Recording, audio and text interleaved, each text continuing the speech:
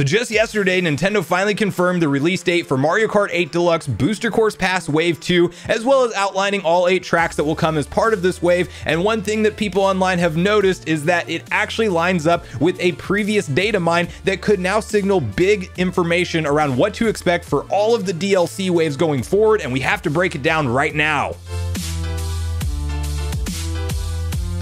What's up, nation? If it's your first time on the channel, make sure you join Sunbro Nation by subscribing below, hit the like button on this video if you enjoy it today, and make sure you turn on your bell notification icon so you're kept up to date with all the newest gaming news. Now, as I mentioned, guys, we're just breaking down one massive story today, and it is an exciting one because it has to do with some brand new information around future waves of Mario Kart 8 Deluxe Booster Course Pass DLC, as clearly yesterday we finally got that announcement and confirmation that Wave 2 will be dropping on August 4th, and to many fans' surprise, not only did we get all of the tracks outlined, but we saw one track known as Sky High Sundae that was actually created from the ground up, meaning it was not on tour up to this point or any other previous Mario Kart entry, but rather a brand new course that I don't think many people were expecting to be part of these booster course passes, as Nintendo in their announcement trailer highlighted all previous Mario Kart games. So when there was that surprise of a new course, that got a lot of people talking. However, one thing that was spotted online that may have been forgotten about up until recently was a previous data mine that did hit around the booster course waves. And while this data mine was notable before, it has since become much more significant because it actually predicted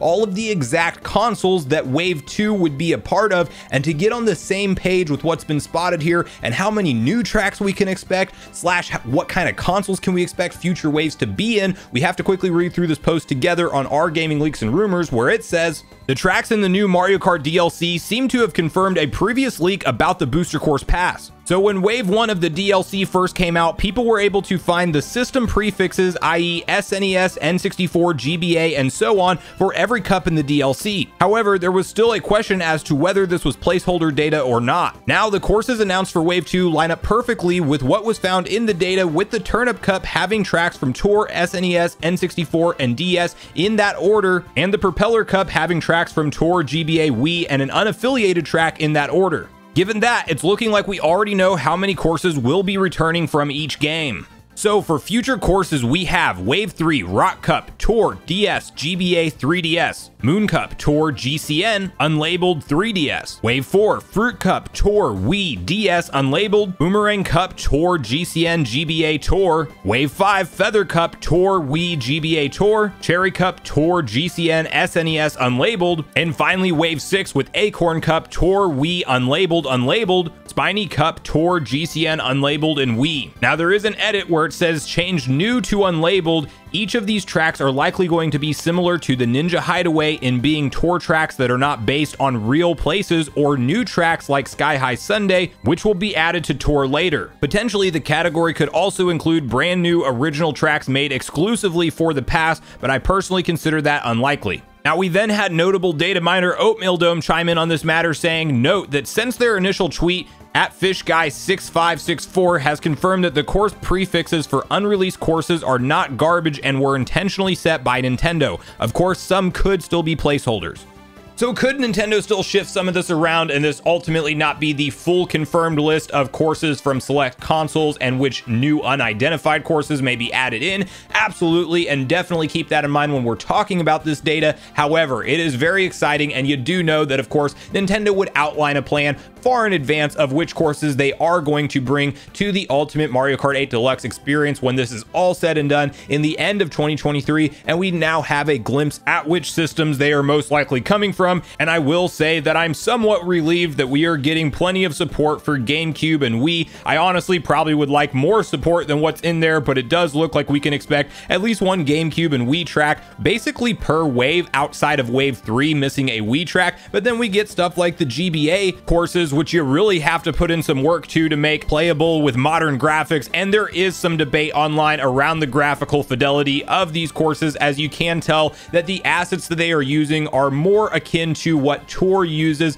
and just touched up and up-resed for the Switch version. I am not going to complain. At the end of the day, we are getting 48 additional courses to a Mario Kart game that I absolutely love, and this will ultimately be the biggest collection of Mario Kart tracks ever, as well as the longest running Mario Kart title, period, because I don't think Nintendo launches a new Mario Kart right after this DLC is wrapped up. So we're literally going to be talking about a Wii U game that released in 2014, most likely spanning a total of 10 plus years on the market as the active dominant Mario Kart title, which is just crazy to say. And I don't even think Nintendo was anticipating that, but clearly the 40 plus million users on the Switch that choose to pick up and purchase this title have driven it to this level of success. And now this is the environment we find ourselves in with this game. One interesting note with all of this is that unlabeled does not necessarily mean it's going to be a brand new from the ground up track, but also like with Ninja Hideaway, when it's not based in some kind of real world location that they can reference, that could also be how this is coded in as part of this data mine. But it does seem like we have quite a few new unannounced tracks to look forward to as well, as unlabeled is spotted 6 different times as part of this data mine. So I personally am very excited for this. I do feel like this is a credible enough list at this point because Wave 2 perfectly lined up with what they had already previously known to be in terms of the systems. And well, you just have to look at the factual reality that if Wave 2 didn't line up whatsoever, well, then you can throw that entire data mine out, and it essentially means that these are placeholders that could be shifted around at any time. But why go through the process of programming that into Mario Kart 8's code somewhere and change it around after the fact? Whenever Wave 2 lined up with this thing, clearly this is Nintendo's first step, or at least in their planning phase for which tracks they will be bringing. Can plans change? Yes, they can, but I think that it's safe to say that this is the outline for systems that we can see the stages come over from for the future of Mario Kart 8 Deluxe DLC waves. I personally am a huge fan of this. Of course, this DLC can be purchased individually for $25, or if you're somebody who has been on the fence on whether or not you want to sign up for Nintendo Switch Online Plus expansion pack, it's available as part of that expansion pack, which I think is a huge selling point, because with the $50 annual price point definitely being on the higher end for what Nintendo is giving us, we now have a really built out library of N64 games. We know to expect roughly 1 new N64 game per month going forward at this point, and we don't actually know what the future roadmap is for those games, but now you have something like half of your cost taken out with Mario Kart 8 Deluxe Booster Course Pass being included in the expansion pack. $25 for the expansion pack seems a lot more reasonable if you were planning on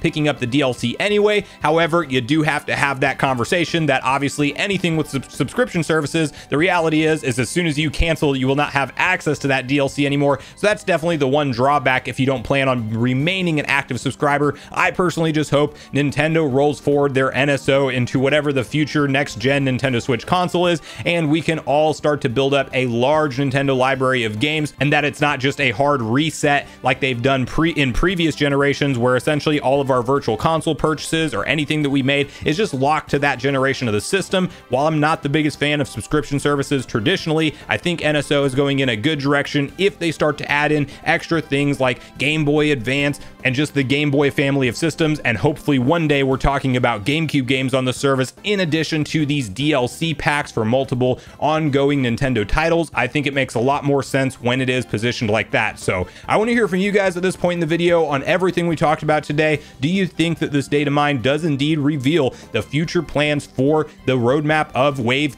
3 through 6, that we do not for sure know what these tracks entail at this time? Do you think that we do now know the systems to expect, or do you think that this is something that is most likely placeholders going forward, and it just so happened to be a coincidence that Wave 2 fit into what was already revealed? And definitely share with me which tracks you want to see in future waves from GameCube, and Double Dash being my favorite Mario Kart game. I super want to see DK Mountain being number 1, and hopefully Wario Coliseum as well. Have huge nostalgia for those tracks, and I definitely want to re-experience them on Mario Kart 8 Deluxe on the Switch. But share with me all your personal favorite, most nostalgic tracks that you want to see make it over to Mario Kart 8 Deluxe in future waves. So regardless of your thoughts and feelings on everything we talked about today, I do look forward to hearing from you all in the comments down below before you leave the video, as I do look forward to getting a back and forth conversation started with you all around this topic. Go watch yesterday's video next if you haven't already, where we break down a brand new huge eShop sale that just went live that has some notable discounts on titles, as well as a larger discussion around what was revealed with Wave 2 Booster Course Pass.